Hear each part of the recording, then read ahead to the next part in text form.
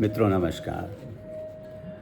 आज मैं आपको एक बहुत ही रोचक कहानी सुनाने वाला हूँ।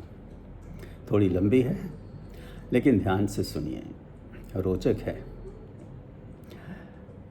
एक राजकुमारी की थी और उसकी शर्त ये थी कि जो भी 1 से लेकर 20 तक की अनोखी गिनती गिनाएगा, जिसमें सारा संसार समा जाए, वो उसी से शादी करेगी।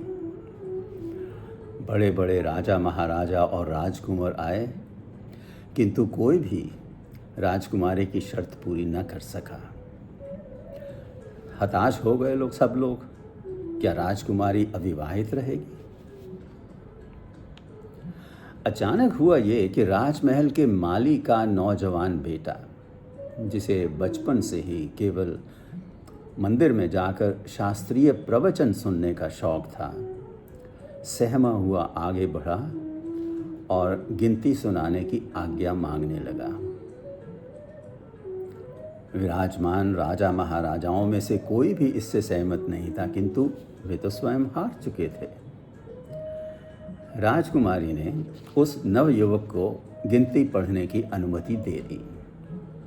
तो आइए सुनते हैं उस माली के बेटे ने गिनती कैसे सुनाई। ध्यान दीजिए।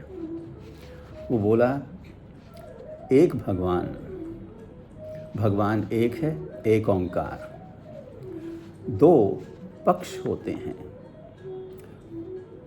किसी के पक्ष में या विपक्ष में, इन फेवर एंड अगेंस्ट।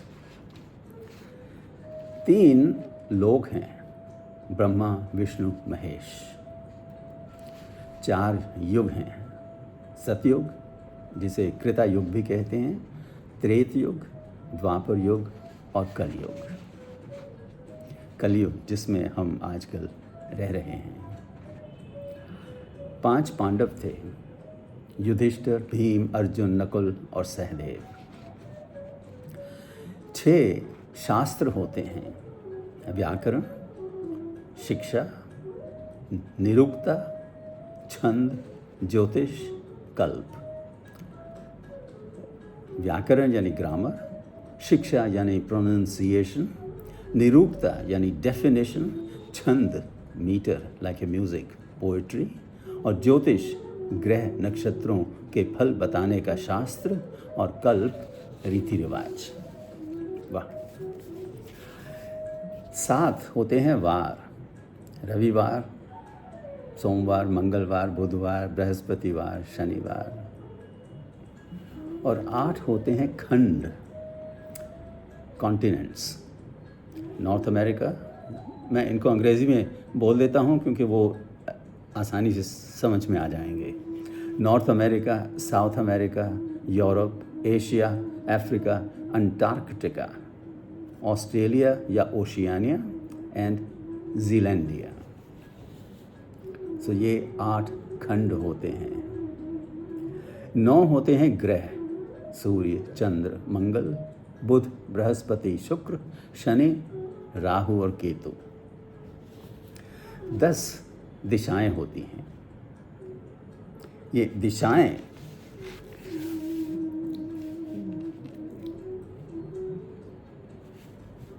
चलिए उसके बारे में बाद में बात करेंगे। 11 रुद्र होते हैं, शिव जी के अवतार जो होते हैं, वो शिव पुराण में उनका व्याख्या की गई है। 11 रुद्र शिव जी के अवतार होते हैं। वो होते हैं कपाली, पिंगल, भीम, विरूपक्ष, विलोहित, शास्त्र, अजापाद, अहिर्बुद्धनिया, शंभु, चांद और भव।